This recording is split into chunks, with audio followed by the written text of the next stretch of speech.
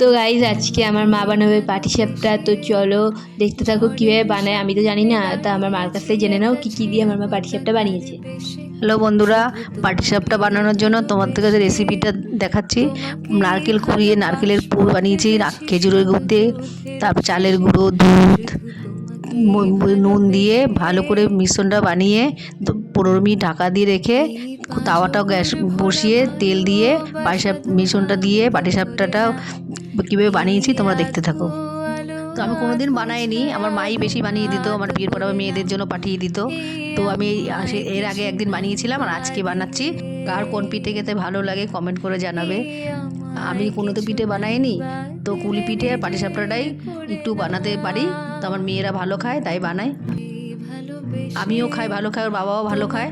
তো এখানে খেজুর গুঁড়ো পাওয়া যায় না, তো আমরা কেরালা থাকি, তো বাড়ির থেকে আনিয়েছি। কেমন কেমন হয়েছে দেখতে